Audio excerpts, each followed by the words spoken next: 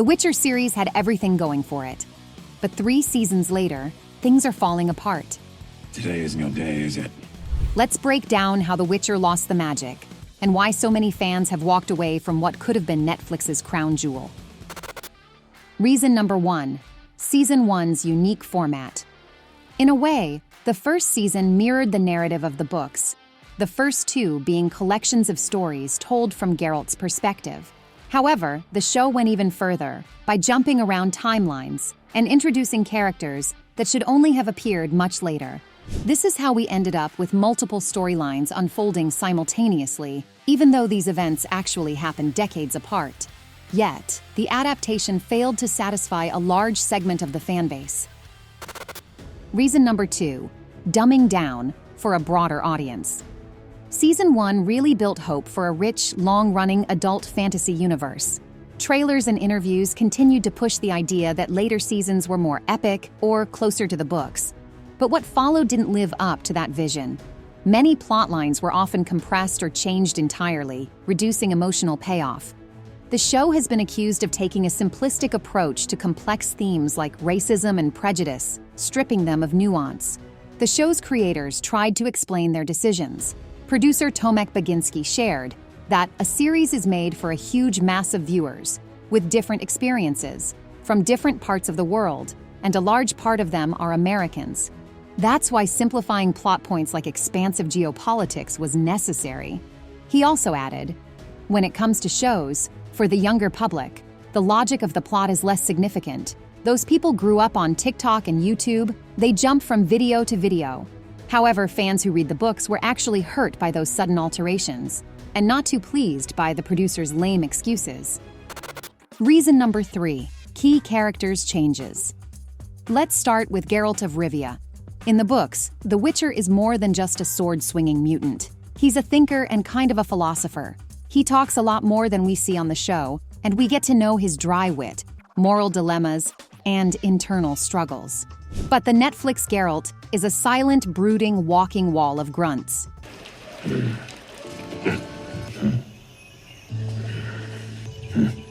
They literally stripped him of his voice, and in the process lost a lot of what made him interesting. Ciri's story in the books is a slow burn.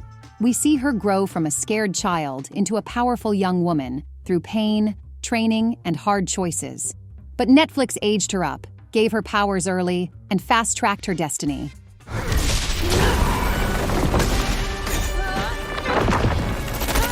What's the problem? Ciri becomes the chosen one before we've even bonded with her, and that emotional payoff and the growth of the character are lost altogether. But none of Sapkowski's characters was affected as much as Yennefer. In the books, she's far from a Bond girl type.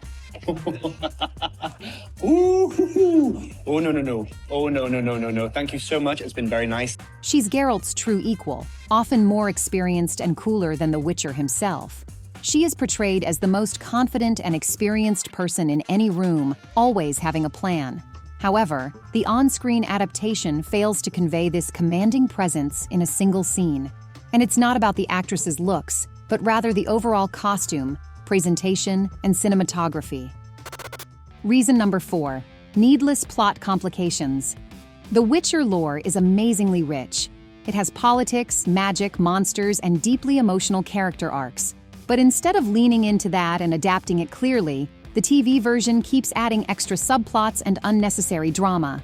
For example, in Season 2, Yennefer loses her powers, which wasn't the case in the source material. That drives her to make bad choices. The sorceress contemplated sacrificing Ciri to regain her magic. Fans were highly disappointed by this questionable writer's decision. Because, in the books, Yen desperately wanted to have a child, and considered Ciri as one. Consequently, much of Season 3 was dedicated to a redemption arc that felt structurally flawed. Listen to me. You betrayed us. Geralt, please, it's not what you think. Let me explain. And there were more confusing moments in that season. Fringilla's expanded role was cool in theory, but the whole subplot with the elves, Francesca, and her baby was a setup for something that doesn't really go anywhere. Plus, there are a whole lot of invented characters, like an elven boy, Dara, or Remus the Witcher. Reason number 5, representation or distraction. One of the most debated things about The Witcher show was the diversity of the cast. On the surface, it seems like a win. More representation, more inclusive casting, and more variety in characters. That's generally a good thing. But the way the show handled it sparked some real frustration. In the world of The Witcher, all sorceresses are strikingly beautiful. In fact, they are all artificially transformed to meet a specific magical ideal of beauty. That's part of the story, which makes their coldness and cruelty more jarring. That contrast wasn't as sharp in the show, to say the least.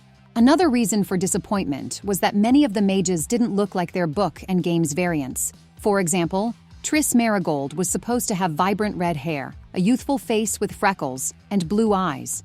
But the British actress Anna Schaffer doesn't exactly match that description. Although the showrunners tried to answer the critics by giving her hair an auburn hue later in the show. And most recently, Netflix introduced us to the vampire Regis, portrayed by Lawrence Fishburne. If you've read the book or played the game, you've formed a somewhat different impression of Regis. And it's not just about his skin color. That is, truly, a minor detail. In the original works, Regis is a very aristocratic vampire who has survived to the present day due to his superiority. Regis, what happened to your famous manners? Apologies, I forgot myself. He looks refined even in the swamps and cemeteries where he chooses to live. And he's the only one who's truly on par with The Witcher in terms of his long life experience. Sadly, Lawrence Fishburne in the trailer looks more like his character from the John Wick films. This creates a completely different vibe compared to the original Regis. Reason number 6. Underdeveloped world.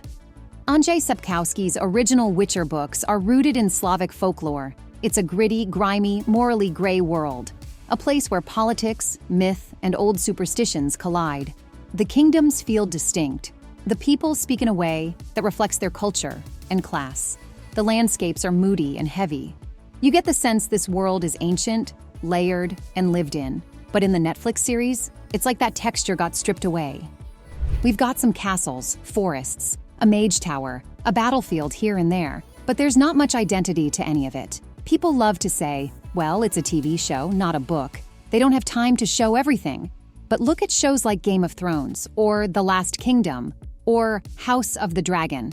They made their worlds feel real, not just through CGI, but through the little things like rituals, costumes, food, architecture, dialects. Reason number 7. The CGI problem. The Witcher was supposed to be one of Netflix's flagship fantasy series, but it felt like the show was working with a limited budget. From monsters to magic spells to entire battle sequences, the visual effects often land somewhere between meh and yikes. However, let's be fair. The CGI wasn't terrible. The Striga was genuinely creepy, and Geralt's fight scenes had some great choreography. But then, things started slipping. Season 2 and 3 leaned heavily into CGI. More monsters, more portals, more weird magical creatures. And a lot of it just looked unfinished, like something out of a sci-fi movie from the early 2000s. And take a look at the orc from the Season 4 trailer. When you see shots of monsters from the Witcher games, you instantly recognize which game they are from. In stark contrast, this orc lacks any unique identity. It looks like something created by a generic AI prompt. Please generate an orc for me, but worse than in The Lord of the Rings. Against the background of countless other monsters flooding prestige fantasy series, this creature simply fails to stand out. Reason number 8. Change in lead actor. The show was launched in late 2019, when audiences were hungry for dark, mature fantasy after the disappointing Game of Thrones final season. The Witcher's setting seemed like a natural next major epic fantasy series. Trailers, promotional interviews, and early buzz set the tone that this was a faithful, gritty adaptation. The showrunners seemed to care about lore and character depth, and promised to honor the source material. What's great to know is that the video games also came from the books. So we're all basing this on the same stories that people fell in love with in Poland, 30 years ago. To raise the expectations higher, Henry Cavill was cast as the titular character. He wasn't just a global star, but a self-professed Witcher superfan. Someone who actually read the books, played the games. For many, he was the main reason for watching the show. He's just such a lovely person. And such a brilliant, you mentioned such a brilliant leading man, but a leading man in real life. So when Netflix announced he'd be leaving after season 3, fans were stunned. But once the shock wore off, the question became, why? The biggest and most talked about reason was slated as creative differences with the writers. Cavill has been very open about how important the books are to him. Meanwhile, the showrunners, particularly Lauren Hissrich, took a looser approach. They deviated from the books too much. And the lead actor reportedly clashed with the writers over this. There were even rumors that the writers actively disliked the books and games. Beau DeMayo, a former writer for the show, stated that some of his ex-colleagues even mocked the source material. However, Cavill's exit statement was as neutral as possible. My journey as Geralt of Rivia has been filled with both monsters and adventures. And alas, I will be laying down my medallion and my swords for season 4. Quite diplomatic and very non-specific, which suggests there was more going on behind the scenes than he could say publicly. Reason number 9, Liam Hemsworth as Geralt. Ever since it was announced that Liam Hemsworth would be taking over the role of Geralt, the internet hasn't exactly been kind. The audiences were not impressed by Hemsworth's look as the titular Witcher. Geralt should have died with Henry Cavill. Cavill was the only one who really cared about the source material. Numerous posts say that he looks like a Wish.com version of Geralt. Others focused on the actor's age. Henry Cavill is 42 and looked like a road-torn, weathered Geralt. Liam Hemsworth is 35 and looks like a little kid in a costume going to his first day at school. But there's even more solid reason for not liking the recast. Unlike Henry, Liam can hardly be called a Witcher fan. So I hadn't seen the TV show, and I hadn't read the books, but I played the video game like 10 years ago or something. Kidding. Seasons 2 and 3 got mixed to poor reviews, and fans feel the story's losing focus and heart. So having Hemsworth stepping in now for the 2 final seasons is like recasting the captain after the ship already hit the iceberg. Fair or not, fans don't believe he'll save the show. They just expect him to be part of its slow fade. That's enough for today. And what do you think about the upcoming season of The Witcher? Share your thoughts in the comments. Don't forget to subscribe and stay with awesome movies.